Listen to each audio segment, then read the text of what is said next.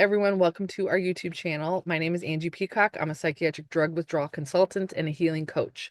And I help people that have been injured by medications or who are coming off, some people with chronic illness, um, of other varieties. Um, and I see a lot of healing and I like to bring you a lot of hope. So today we are bringing you Jenny. She's one of the coaches that we hired to come on. She's like a specialist in nutrition. She has a nursing background, all kinds of really cool stuff. I'll read her bio in a second. But if you're just joining us, will you please do us a favor and click subscribe? Feel free to comment below. Jenny will answer some of your questions later and just say hello. So Jenny, welcome to the channel. Thank you. All right, so I'm going to read you Jenny's bio because I feel like it just gives it all in a nutshell, and then we will do some questions here in a second. So, Jenny brings 19 years of healthcare experience to her work, beginning her career as a registered nurse in Canada with a clinical background in vascular surgery, pediatrics, and mental health. While her work was rewarding, she became increasingly aware of the limitations of conventional medicine, where medications were often the first and only approach. This mirrored her own experience of receiving various anxiety diagnoses and medication prescriptions, but little in the way of real solutions. This growing disconnect led Jenny to step away from traditional healthcare to study holistic nutrition. However, the COVID pandemic drew her back into acute care, where work-related stress led her to seek help. Unfortunately, she experienced adverse reactions to prescribed medication, and later a failed reinstatement left her facing the challenges of both antidepressant and benzodiazepine withdrawal, largely without adequate medical support or understanding. Her extensive research and lived experience, along with her dedication to supporting others in an online community, have given her a unique perspective on psychiatric drug withdrawal. She now runs a private nutrition practice, offering an alternative approach to managing mental health while advocating for and raising awareness about safe deprescribing. She is dedicated to supporting others facing similar struggles, providing empathy, validation, and practical tools. Outside of work, Jenny enjoys spending time with her husband, two kids, and their dog and cat. An avid outdoor enthusiast, she gradually eased back into family activities like traveling, hiking, camping, and cross-country skiing with a renewed appreciation for the little things. A lifelong learner, Jenny has expanded her expertise into functional lab testing to better support her clients. Welcome, Jenny. Thank you. What do you hear when I read it all like that? What do you I feel? don't know. It's a lot. It's a lot. I'm just like, I look back and I'm like, wow, like, I've come a long way. So do you Yeah. want to share a little bit? Because our audience doesn't know you very well, which is why I'm bringing them to you because I think you're really freaking cool. And I think you have quite a story and you have a lot to offer people that you support. So will you just take people through why did you get put on meds in the first place? Like what happened and what was that like? Yeah. So, I guess I was first kind of introduced to antidepressants and I guess benzodiazepines too when I was in my early 20s. So I actually started having panic attacks. And then I guess just kind of various life stressors really over the years, like with my kids. I had some kind of postpartum stuff, and that just led to more kind of anxiety diagnoses and just kind of trialing all of these different antidepressants. I know there was Seroquel in there, some other ones, but nothing really kind of ever really helping, I guess. Um, and then it kind of all came to a head, I guess, in 2021 during COVID. And that's when I kind of found myself back in the hospital again. I had been off for a few years with my kids, and I had taken time off just to do my training in holistic nutrition. Um, but I had to go back because there was just a lot going on. We were kind of struggling financially, and my husband, he had really had no work. So I was kind of forced to be in that environment, I guess. And it was really stressful. You mean Lots like Jenny, do you mean like COVID like ward situation? Like really, really sick? Yeah. Yeah. Yeah, like I wasn't on a specific COVID unit, but there were instances where there was COVID on our unit and our unit got like shut down. So That is yeah, so that was a lot. I mean, they were mandating people to work. You had to be vaccinated to work. So it was a lot. So that's kind of when I reached out to my doctor and um, yeah, we decided to try Boost Bar, I guess, because it was sort of a different class of medication. And I had been taking, I had an as needed kind of prescription for Ativan. So I had been taking that kind of on and off. So this was kind of an attempt to just try something different that maybe would help. Um, I wasn't super optimistic about it, but at the time, I guess it felt like it was worth trying. Um, so I was really only on it for about 4 months, but pretty quickly I started just getting lots of kind of weird symptoms, like body numbness and kind of weird head rushes and stuff. And like my fingers were going white. So I just kind of decided, like my doctor was away, she was off for the time. So I just talked to like the stand-in doctor, and I guess I decided that probably it wasn't for me. And so I tapered off of it. She said I could just stop it, but I decided to do it a little bit of a taper anyway. So I tapered it over about 2 months. And those kind of immediate symptoms went away, but then I started getting a bunch of other ones. Um, so I mean, I talked to my doctor about all of this, but she didn't really have any kind of information because they don't. Um, so that's when I kind of started doing a lot of my own research, and I came across surviving antidepressants. And that's when I decided that maybe I would try a reinstatement, so hopefully that would help. But I'd actually already kind of been off the medication for 4 months. So I think my nervous system was already just sensitized to that drug. So when I tried the reinstatement, like I really just took like a little tiny kind of crumb, and it just kind of lit my nervous system up. Um, like my heart rate went up. We had to kind of call an ambulance. I thought there was something wrong with my heart. And then when they came, they said, well, they told me to take the Ativan. So I did, and it helped. Um, so then I kind of started taking it every day because I everything was still kind of virtual then. So it was really hard to kind of get any real good contact with somebody. Um, but then, everything kind of happened really fast at that point. I was very symptomatic. I mean, I developed what I now know to be akathisia. So I was talking to my doctor about that, and somehow I got switched over to clonazepam, like kind of directly in one day. And my dose was like dropped, I mean, over 50%, which I mean, I didn't even know anything about conversions at the time. And that's kind of when the bottom fell out. And then, so did you stay on and taper off the Klonopin ultimately, or how did that go? The getting off part, like what was your wake up call? Like, I got to get off of this. Yeah. I so I was talking to somebody on surviving antidepressants, and sort of the general idea at the time was just to taper. Um, I think it's really hard to gauge when you're in online forums, like what the extent of your symptoms are at the time. And they're just trying to do the best they can. But the idea was that maybe I was having a paradoxical reaction, so I should just do a slow taper. Um, so that's basically what I did. I tapered How long was for, your taper?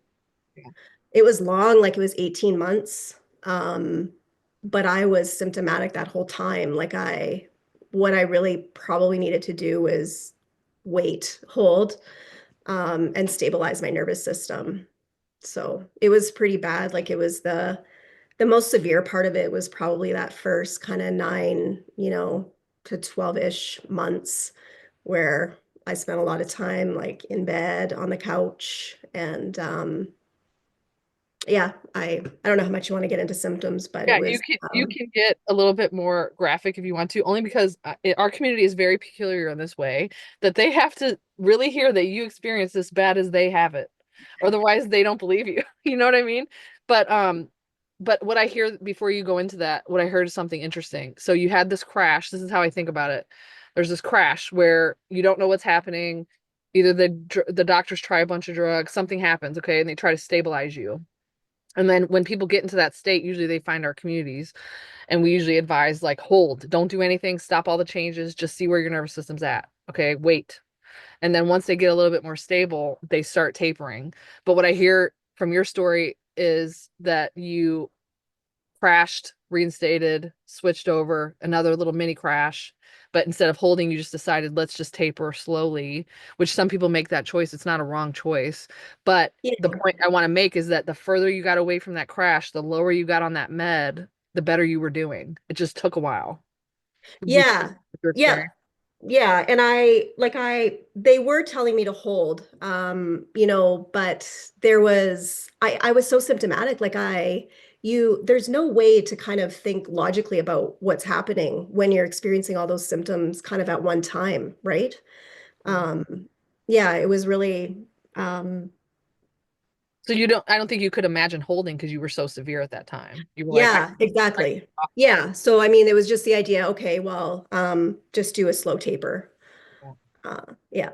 yeah, so I don't, it's up to you how much you want to share, but at your worst, like how bad was it? Like what were some of the symptoms that you experienced and that you've healed from, I guess? Yeah, so I mean the really big ones for me was just all over body pressure. It was everywhere. Like people talk about head pressure and chest pressure. Like I had that. But I felt like in every single muscle of my body. My husband called it like, and it was like an alien in my body because my muscles would tense up so much. They'd be like rocks. And that happened in my stomach too. And then the other big one was nerve pain. Um, it's kind of a hard thing to describe. I don't know if you had nerve pain too, I did. probably. I did. Um, Yeah, I remember when you said that word, I was like, oh yeah, I remember mine. Yeah. yeah, and it was so hard to describe. Like it was just because like I had it right like in my teeth and in my ears, and like it was just like this, I don't know, like this icy white heat. Like that's how I described it. It was just so intense. Like it's like there's nothing you could do to kind of get away from it, right? Um, Yeah, I mean, I had so many symptoms. My stomach, I mean, my digestion completely shut down. That was something I kind of reached out to my doctor to. Um, she wanted to do a whole bunch of stuff, but like I was kind of under this understanding that this was probably just going to pass. And I definitely didn't want to take any more medication. So, and it did pass. It took a while, but yeah, I mean, there were so many. It's hard. Those are kind of the ones that stand out. That's enough. People get Yeah, it. So, yeah. okay, so the next question is, how did you heal yourself from all of this? It sounds like you didn't try a bunch of stuff and crazy, you know, what was your healing philosophy, I guess, when you were going through that? Yeah, well, I mean, I guess because I'd had that early exposure to panic attacks in my 20s, I kind of knew a little bit about how to kind of start doing little exposures. So that's what I did. Like I started just kind of slowly doing things like for all of my symptoms. So like POTS, like it was really hard to walk for extended periods of time. So like we got a recumbent bike. So there I just found ways to kind of get little exposures in to kind of desensitize, I guess, my nervous system. Um, and then just kind of slowly going back out into the world with driving and uh, yeah, Exercise. and just, doing things, I guess, despite having those symptoms, because I mean, I had two kids. I just spent a year kind of doing absolutely nothing. That's all my kids saw. So we kind of had to do things anyway, and just kind of navigate the symptoms as they came. And then, yeah, I got kind of really clean with my diet. It was pretty clean anyway, but I mean, like everybody, we just kind of cut everything out, right? It does that naturally almost. Yeah. Yeah. Yeah. Um, So yeah, we're gonna jump into nutrition in a minute, but it sounds like a lot of it was just kind of following your own body's like wisdom. Like, okay, I need to try to start to walk, and even though it's scary, I'm gonna try to do it anyway. You also kind of stayed away from pharmaceuticals. You did look at diet, nutrition. We'll talk about that in a minute, but a lot of it was just time. Like your body repaired itself, really. it was time. Yeah. it's time. I mean, I still have symptoms today, but they're not they're nothing like they were. Nothing. Yeah. Manageable. And so because I already know this, but how far off are you and how do you feel now? Yeah, so I guess it would be almost, I'll be 2 years in April since I guess I stopped my taper. And then I guess, I mean, the whole process up until this point has been about 4 years. So I kind of do everything now, just not to that same degree yet, I guess. Like my nervous system still kind of pushes back with like exercise. But we travel. I do all that stuff. Just there's an undercurrent there, but um, it is what it is, I guess, right? It's like you're saying, right? If you're going to suffer, suffer well. So, I mean, For although sure. I don't really feel like I'm Yeah. suffering. Well, you're not suffering anymore as much, but you're getting your life back. That's the most important thing. So, like, me and Aaron just did our interview this morning, and it'll be on YouTube right before yours, so people can see it if they want to. But, Aaron and I were talking about this that even the little stuff that we have now, it's like we don't even care about it. Who cares? Like you're living a full life, you're doing great. Like that's Yeah, the least thing I'm worried about, you know.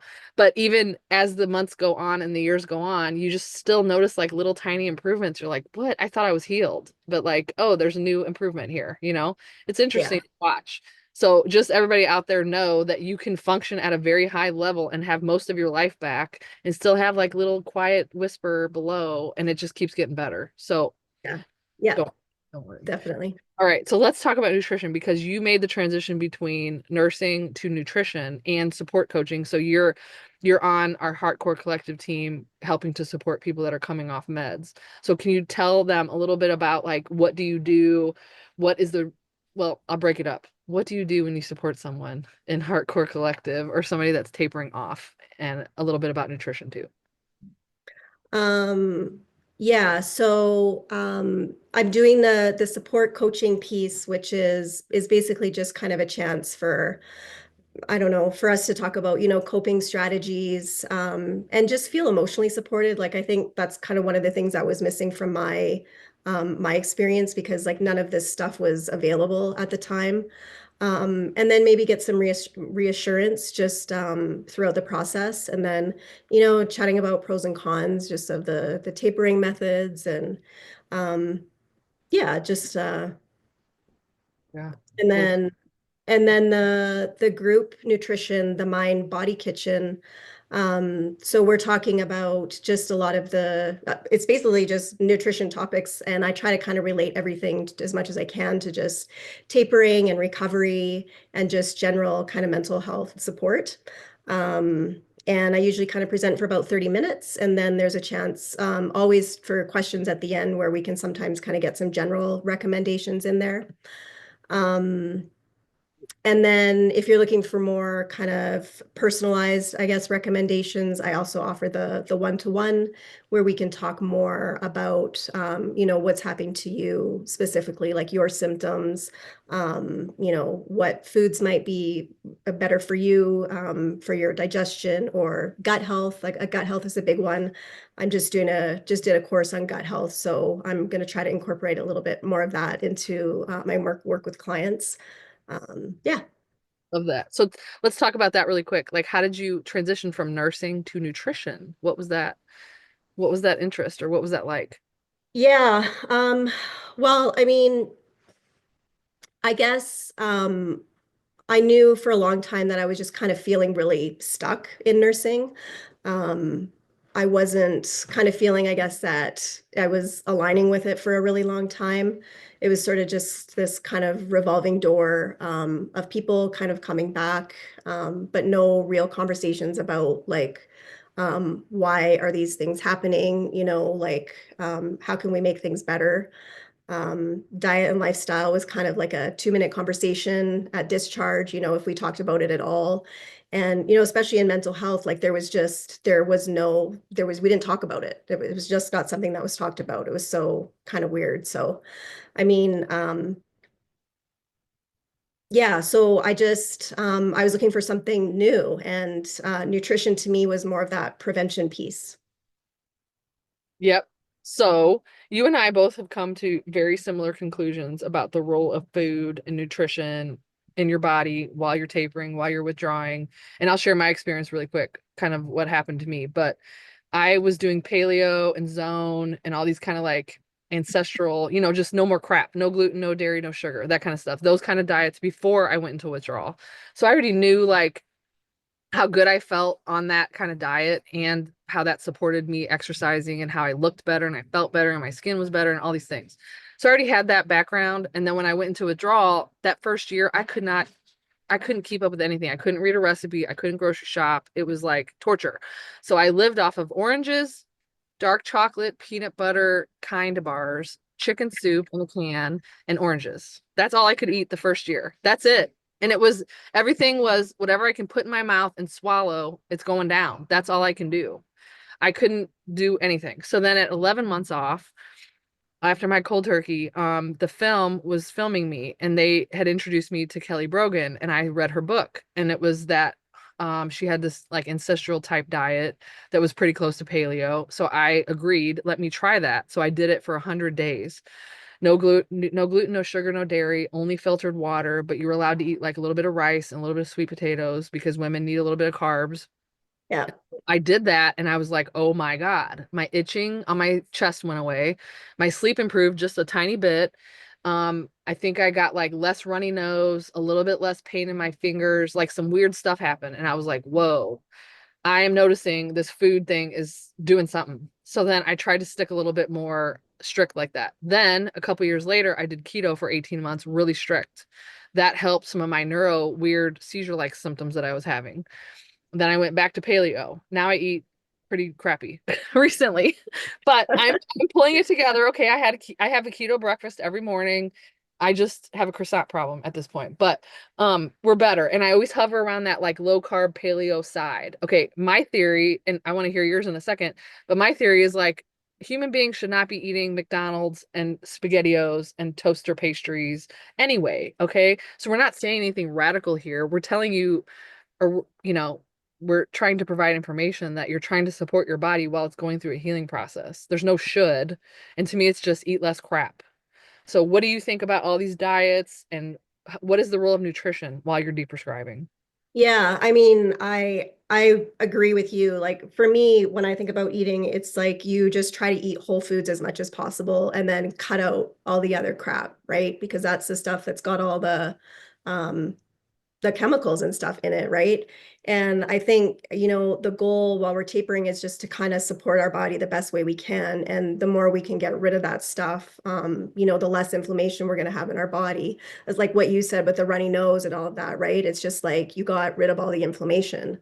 And I think, we definitely have higher sort of nutrient demands and there's more energy that we're expending. So anytime we can bring whole foods into the diet, ideally eating all of the food groups, that can be really supportive. And yeah, like the other diets, like I've done keto myself too, like many years ago. Yeah, I felt really great on it. I don't know that it's something like keto carnivore or something I kind of would recommend in that really kind of acute phase. Like I think there's a lot going on. I guess it depends on where you're at.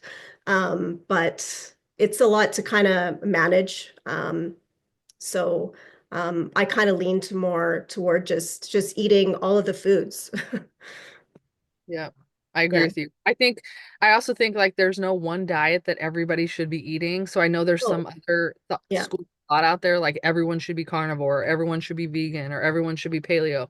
I really don't think so. I've seen some people in withdrawal do horrible on keto. It made them worse. Absolutely. I don't know if the body just didn't like the change or it was done too drastically, like they didn't taper their carbs or something. I don't know. But I think each one of us has to just be open to the information, but like you said, just whole food. So to me, that means like salmon and asparagus, chicken and veggies, like Yeah, very the pruner at the simple. grocery store. Yeah. I don't even go down those aisles. I see some of that food that people eat, and I'm like, how do people eat chips? I'm sorry, cookies that are in the shape of chips? That is weird. Like that's a Yeah. thing, or I loaves mean, of I bread. I definitely run into that. I definitely run into that with my kids, but yeah, that's a whole different story when you're trying to do it for your whole family. But yeah. Yeah. So I don't think there's shoulds, and I think we have to be easy on ourselves, but we are just trying to support our body while it's trying to heal. That's the way I look at Yeah, it. and it's different for everybody, right?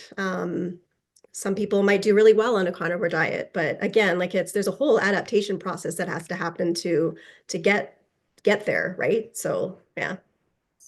So that leads to the next topic that I have about food problems and withdrawal. One of the reasons I brought Jennie on to the Heartcore Collective was because I do have a lot of people with food issues with withdrawal. It can range from they're having food reactions, they have intolerances.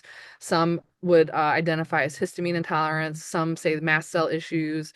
Some say they just have food phobia. I had tons of food phobia. I was Yeah, terrified because I I did read too. everybody else's experience. So what do you think about these food related issues in withdrawal and how do you help people with that?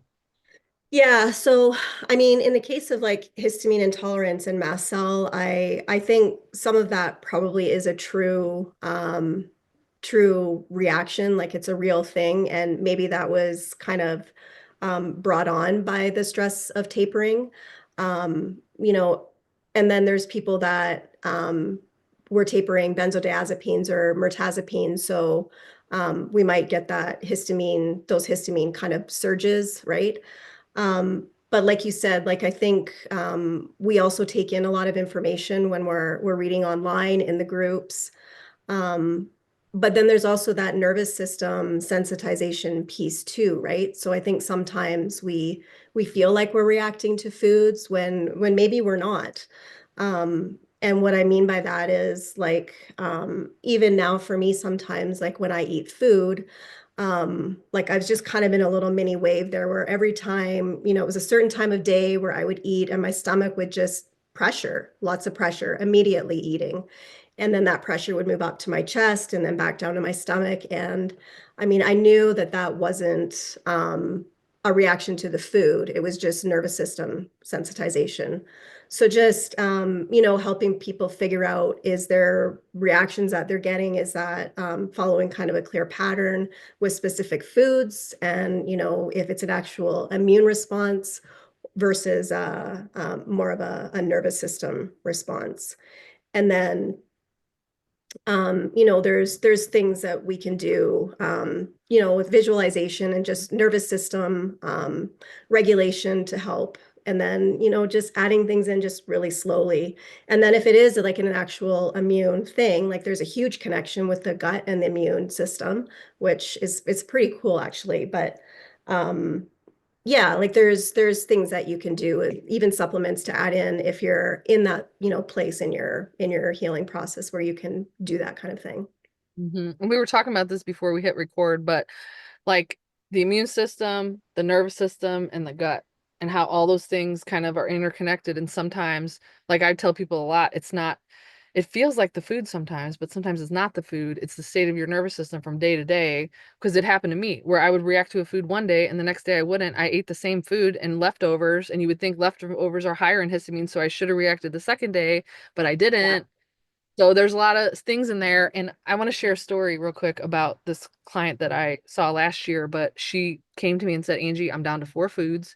And if I don't eat, my family's going to put me on a feeding tube. And so I got desperate and I started searching and I found this YouTube channel called The Histamine Deception. And she's like, you got to go listen to it. So I go listen to all 3 videos that the guy had up at the time. And I didn't agree with him with everything, but he made some really good points. And he was talking about conditioned responses to Yeah. where when you're in a stress state and you're highly fearful, and you might not even notice how fearful you are because we're just like tapering, our body is in the stress state. And then you eat a food and you feel a weird sensation in your body, like some tingling in your toes. Your brain is smart and it says this food plus this sensation equals food reaction. And it kind of Yeah. whacks that in. And then every time you eat that food, boom. And then next time you eat something else and then you get a little tingling in your kneecap, then it just pairs that. So some of that was the guy healed it by pushing back on all those responses and not taking them so seriously. And I think I did that in my own way because I was so scared of reading about histamine intolerance. I was like, just avoid it. Don't even read I about it. know. It's I just know. easier, I don't right? just eat It the feels food. easy. Yeah. Yeah. Yeah. I just like I was too scared. I couldn't take one more thing of scary information in. So I was like, okay, I probably have that. I mean, I had a runny nose for 4 years from eating Yeah. normal food. That was probably histamine intolerance, but I didn't latch onto that and just like now I got to cut out all this food and do all this stuff. I mean, I was already low histamine, but so anyway, my point is it's not always what it seems. And so I think you are a really good addition to the team because you can kind of help parse that out and help people figure that out and like what is it really and is there anything I can do about it? So I'm just grateful that you know about this and you came to the same conclusion that I did when it happened to me and Yeah, why. because I think, I mean, a lot of people are eating low histamine and they don't even know if it's really helping their symptoms anyway, right? So, yeah, so sometimes you're kind of really limiting yourself. Yeah. Yeah, All right. Well, did I cover everything? I think I I think did. so. I Yeah, think that's I did. it. That was quick. Okay. So the way I like to end my interviews is always on hope. And I know you've had your own lived experience of healing from this. So what kind of hope would you share with our audience and the people that we work with? Yeah, so I would just say, just to, I mean, it's hard to believe that you're going to get through it, but really just make an effort to believe that in yourself, and that you are probably a lot stronger than you think. And there's just so many of us that have come ahead of you, um, you know, that have gotten through it. So just kind of lean into your support systems, when you can find somebody that has gone through it, right? And you can talk to about it and connect with people when you can, because I think that's just such a big part of it. It's such a lonely kind of um process, right? I mean, you're just, people don't believe you. It's like these incomprehensible symptoms, and I think the more you can talk to somebody, like that's been a huge piece for me, is just um being able to talk to people. And I mean, my whole circle was healthcare, so it was like it was a really weird kind of dynamic for me. Like I was pretty quiet, and as soon as you can start talking to people, it just helps to kind of normalize what you're going through. Excellent. We heal. I keep telling Yeah. them, "Don't listen to me. So it's good when others come on." No, I'm just kidding. It's good when other people come on and say something. Okay, so just to recap, Jenny is a, what do we call it? Taper support coach? Or what do we call it? Support coach? Yeah, like lifestyle support coaching. Yeah. So she can help you navigate the taper journey. She also does one-on-one nutrition consulting to help you with withdrawal or withdrawal related food problems. And she does Mind Body Kitchen once a month. And she has a really cool Instagram channel with really good graphics. I must say you are really good at that. It's inner wellness, right? And so anything else you want to share with the audience about who you are, where they can find you online? No, that's it. Like I'm on Facebook too, Inner Whispers Wellness. You can look on my website too, innerwhisperswellness.ca. And so if you want to book a session, all the links are below. Um, Attend her group. It's really low cost once a month. That's a really cool way to get to know more about Jenny. And so Jenny, thank you so much for all you do and for sticking it through and getting through withdrawal and getting off your meds and feeling so much better. Not that everybody needs to get off of everything, but Jenny, No, I always want to keep that in there. But thank you for all you do and thank you for being part of our team. thanks for having me.